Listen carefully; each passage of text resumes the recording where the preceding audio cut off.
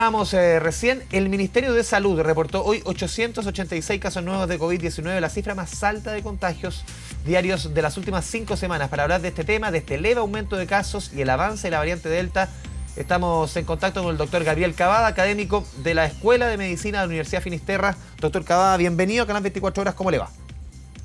Don Andrés, un placer estar con usted. Igualmente, doctor. A ver, ¿cómo ha visto las cifras, por lo menos las entregadas hoy día? Son más de 800 casos, el número más alto en 5 semanas. Claro, también tenemos 70.000 exámenes PCR. ¿Cómo ve los números? ¿Le preocupan? Mire, hay una cierta preocupación. La verdad es que durante 14 semanas seguidas nosotros habíamos visto una compresión bastante importante de la epidemia, con factores de crecimiento sensiblemente menores que 1, más o menos del orden del 0,80, o sea, teníamos una compresión epidémica de un 20% de casos por semana, lo que era muy, muy halagüeño, y que nos llevó, digamos, a tener una cifra bastante, como le digo, bastante buena en términos de contagio. Sin embargo, desgraciadamente, el lunes pasado, anteayer, ¿no es cierto?, registramos por primera vez después de estas 14 semanas un R efectivo mayor que 1, de 1,06 a nivel semanal. Eso significa que la epidemia nuevamente comenzó a expandirse a un ritmo de un 6% de casos por semana. Este ritmo de crecimiento, este 1,06, no lo habíamos observado desde más o menos el inicio de la ola que tuvo un pic en la primera semana de junio, que fue tan aciaga. No estoy hablando del número de contagios, estoy hablando de la velocidad de propagación de la epidemia. Ahora, en esa oportunidad, después de 2 o 3 semanas, ¿no es cierto?, se observó un incremento de más o menos un 28% de casos. Si nosotros repitiéramos esta dinámica para este mismo factor de crecimiento y miráramos la epidemia en un par de semanas más, en un escenario bien desfavorable, le diría yo, tendríamos más o menos unos 4.000 a 4.500 casos por semana y no los 3.000 que observamos hasta la semana anterior. Ahora, ¿por qué esto es preocupante, por cierto, pero no nos lleva a los niveles de preocupación tan exacerbados? Porque el año pasado, en esta misma fecha, nosotros estábamos viviendo una endemia de COVID-19, es decir, una cantidad constante de casos que fluctuaba más o menos entre los 10.000 y los 12.000 casos por semana, ¿sí? Si Sí. usted mira las cifras semanales del año pasado, era más Eran o 1.500 menos. o 2.000 casos diarios, más o menos. Exactamente, pero en la semana acumulábamos entre 10.000 y 12.000. Ahora, lo que sabemos, ¿no es cierto?, que la eficacia de las vacunas y particularmente la Sinovac, y me refiero a la Sinovac porque es la que tiene el 80% o más de los chilenos, ¿no es cierto?, tiene una eficacia para prevenir contagios que va más o menos entre el 60 y un 70%. Y por lo tanto, si nosotros a la endemia del año pasado de 10.000, 12.000 casos le hubiéramos puesto vacuna, ¿no es cierto?, lo que tendríamos que esa endemia sería del orden de los 4.000 casos, que es la cifra que uno esperaría en esta época, ¿no? Entonces, por lo menos este rebote epidémico que esperamos sea mucho más suave y mucho más contenido por la gran cobertura vacunal que tenemos. Ahora, la gran diferencia es que este brote particular fundamentalmente se debe a un fuerte rebrote que tenemos en la región fundamentalmente de Arica de Parinacota, la región de Tarapacá y un poco la región de Antofagasta. Sí, doctor Cavada, estamos viendo, y por lo menos en los últimos reportes, un aumento y una mayor presencia de la variante Delta. Y aquí le hago la pregunta, usted como bioestadístico también. A ver, hemos visto que en otros países también con una importante proporción de ciudadanos inoculados, como Inglaterra, como Israel, la variante Delta entró y sencillamente hizo retroceder todos los avances. ¿Por qué en Chile no ocurrió hasta ahora? Uno dice siempre hasta ahora porque este virus siempre nos sorprende. Hasta ahora, ¿por qué la variante Delta en nuestro país no ha sido o no ha entrado tan fuerte como los países que yo le mencionaba?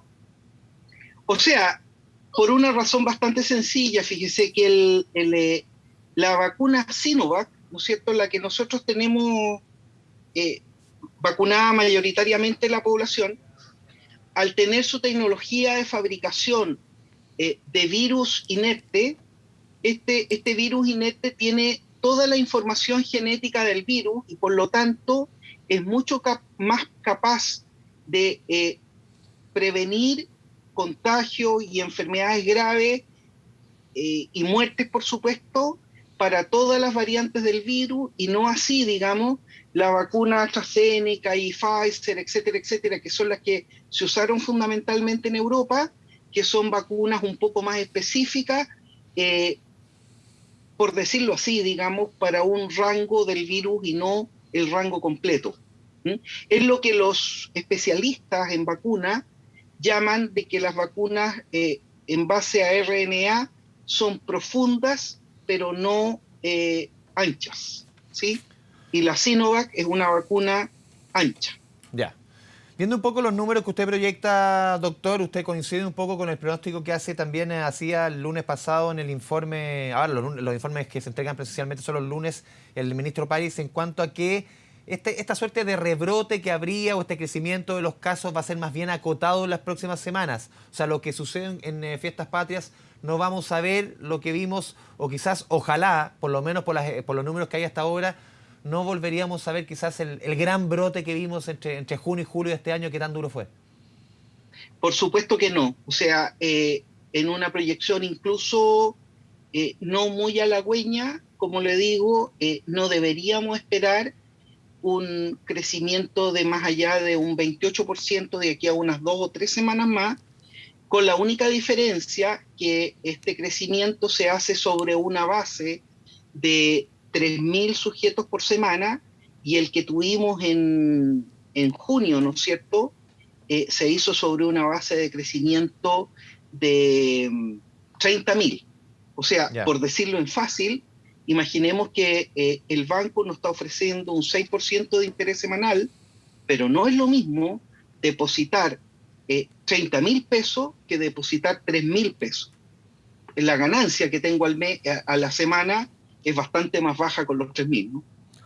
O sea, en números sencillos lo que podríamos ver, y usted nos explicaba en la respuesta anterior, doctor, es que usted por lo menos lo que proyecta son alrededor de más o menos 4.000 casos semanales. Estamos hablando en torno a los 600, 700 casos diarios por ahí. Sí, efectivamente. En términos medios, pues Ya. acuérdese que el reporte Depende del de día, COVID, obviamente, haciendo un poquito la exactamente. división. Exactamente, si usted toma, digamos, la incidencia semanal y la divide por 7, deberíamos estar en el orden de magnitud que usted ha señalado. Y usted, a ver, doctor, ¿cómo ve también en este escenario el fin del estado de excepción? Ya lo ha dicho, lo ha asegurado la autoridad, lo dijo el ministro París, que el 30 de septiembre se termina el estado de excepción, se terminan las cuarentenas, se terminan el toque de queda, más allá de esa medida, pero en el plano, esto llevándolo a lo sanitario, ¿puede tener un efecto tomando en consideración que son justamente las reuniones sociales lo que más preocupa?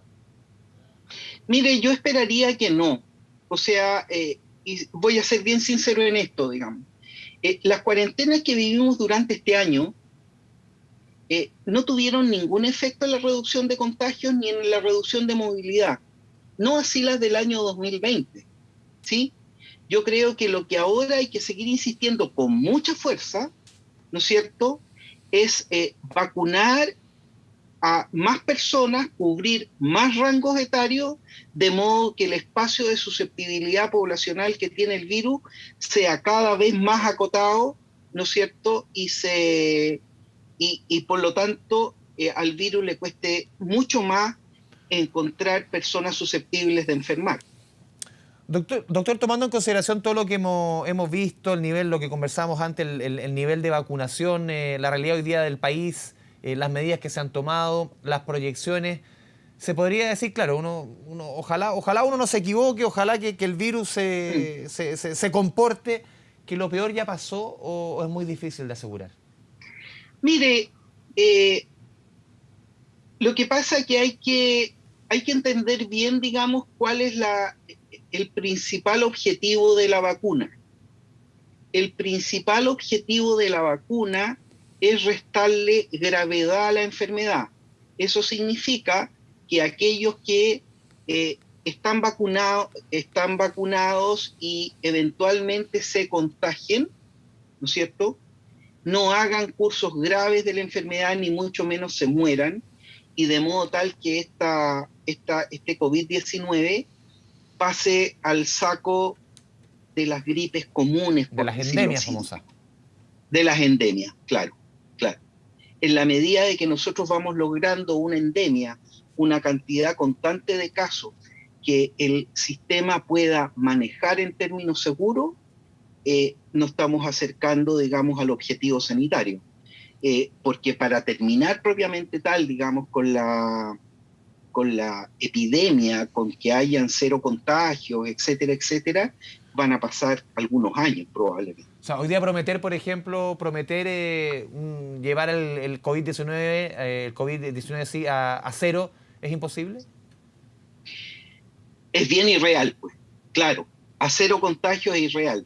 Si usted me permite, fíjese que si uno analiza la historia reciente, si usted se acuerda de la gripe H1N1, ¿no es cierto? La gripe porcina que llamábamos el año 2009, claro, tuvo una gran ola, por supuesto que no era comparable con esta porque causó mucho menos muerte, etcétera, etcétera, pero ella tuvo una gran ola en 2 inviernos, digamos, sucesivos, 2009-2010, pero fíjese que el último contagio se verificó el año 2019, o sea, estuvo presente 10 años con nosotros. Lo que pasa es que los últimos 8 años no fue noticia. Claramente porque los brotes eran menores, no afectaba a tanta gente, el efecto claro. También en fallecidos. Doctor Cavada, como siempre, le agradecemos la buena disposición con Canal 24 Horas, un gusto como siempre conversar con usted. Don Andrés, un placer cuando se le ofrezca, pues. Que tenga muy buenas tardes. Adiós. Chao, chao.